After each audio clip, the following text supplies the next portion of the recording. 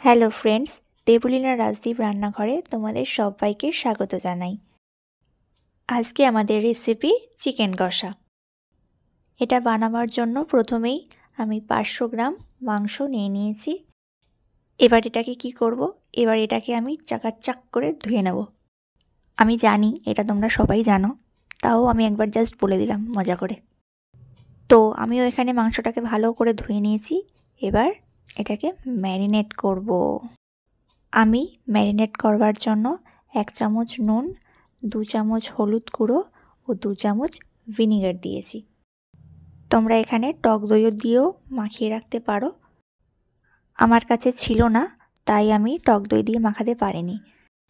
এই ম্যারিনেশনটা তোমরা যেদিন রান্না করবে তার আগের দিন রাত্রেবেলাও মাখিয়ে রেখে দিতে পারো, বা রান্না করার 30 মিনিট আগেও মাখিয়ে রাখতে পারো। অনেক কিছু বলে ফেলেছি, এবার আসল রান্নার কথাটা বলি। এর জন্য আমি কি কি সবজি নিয়েছি সেগুলো বলি। আমি এখানে প্রথমেই নিচ্ছি 4টে বড় বড় দেখে পেঁয়াজটাকে কুচি কুচি করে কেটে নিয়েছি। একটা গোটা ক্যাপসিকাম, সেটাও কুচি করে নিয়েছি। আর একটা গোটা টমেটো, সেটাও কেটে নিয়েছি। ও হ্যাঁ, এর সাথে আমি আরও 2টো জিনিস নিয়েছি, 1 টেবিল স্পুন আদা ও 8 কোয়া রসুন। তো প্রথমেই আমি কড়াইতে সর্ষের তেল দিয়ে দিয়েছি, অল্প পরিমাণেই দিয়েছি, খুব একটা বেশি নয়। তার মধ্যে 2টো শুকনো লঙ্কা দিয়েছি ও 2টো তেজপাতা ও 1 টেবিল স্পুন জিরে দিয়েছি, গোটা জিরে যেটা। এগুলো দেওয়ার পরে কেটে রাখা পেঁয়াজ কুচিগুলোকে দিয়ে দিয়েছি তেলের মধ্যে। পেঁয়াজটা হালকা ভাজা হয়ে গেলে তার মধ্যে অল্প পরিমাণে নুন দিয়ে দিতে হবে ও 1 টিস্পুন হলুদ গুঁড়ো দিতে হবে। এবারে পেঁয়াজটাকে লাল লাল করে ভেজে নিতে হবে। ভেজে নেওয়ার পরে অল্প একটুখানি পেঁয়াজ দেখো আমি তুলে রাখছি। এটা কেন রাখছি এটা আমি পরে বলবো। এবারে রসুন ও আদা যেটা রয়েছে সেটাও দিয়ে দিতে হবে। এগুলো দেওয়ার পরে সেই ম্যারিনেট করা মাংসগুলোকে এক এক করে কড়াইতে দিয়ে দিতে হবে।